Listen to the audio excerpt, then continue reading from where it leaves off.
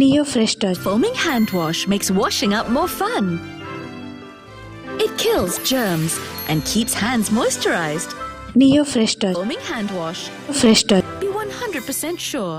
అధ్యక్షుడు నేను సభ్యులందరూ కోరుతా ఉన్నా అంటే 1931లో ఒక్కసారి కులకు సంబంధించిన ఒక సమాచారం సేకరణ అది మన స్వతంత్రం రాకముందు దేశంలో మొట్టమొదటి రాష్ట్రం ఇవాళ ఒక కులానికి సంబంధించిన అన్ని రాష్ట్రంలో ఎవరెంత ఉన్నారు ఏంది అనే సమాచారాన్ని సేకరించినాం.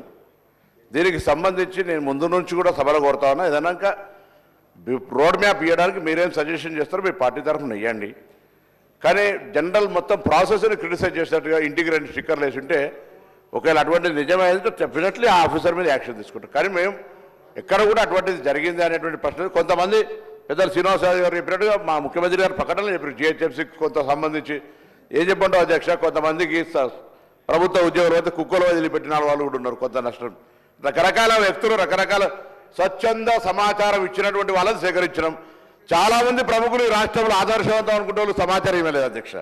కాబట్టి ఆ విషయాల దగ్గరికి ఎక్కడికి పోకుండా గౌరవ సభ్యుని నేనేం కోరుతున్నా అంటే ఇది రేపు రాజకీయంగా విద్యాపరంగా ఉపాధి పరంగా సమాజంలో గౌరవంగా తలెత్తుకి తిరగడానికి సంబంధించి ఒక డాటా మంచి క్షేత్రస్థాయిలో శాస్త్రీయ పద్ధతిలో అధికారులు చదువుకున్నటువంటి ఐఏఎస్ అధికారులు పర్యవేక్షణకు సంబంధించి బీహార్ వేరే రాష్ట్రంలో జరిగిన దానికంటే ఎక్కువ మార్పు చేసి నేను కూడా ప్రత్యక్ష సాక్షిని భాగస్వామిని అధ్యక్ష. నేను నా వర్గాలకు న్యాయం వస్తే నేను మెత్తవలేదన్నా డెఫినెట్లీ మీరు తప్పకుండా గట్టిగా మాట్లాడతాం. జరిగినప్పుడు కూడా మాట్లాడతారంటే అవివేకంగా మారుతుంది. నేను కూడా ఇప్పుడు ఏమంటున్నా మిమ్మల్ని దయచేసి గౌరవ బలహీన వర్గాల శాసనసభ్యుడిగా మీరు ముందు సీట్లో రావాలని కోరుకుంటూనే మీరు మీ పార్టీకి సంబంధించిన ఐడియాలజీ చెప్పండి. భవిష్యత్తు న్యాయం జరగడానికి కూడా ఒక రోడ్ మ్యాప్ ఇవ్వండి.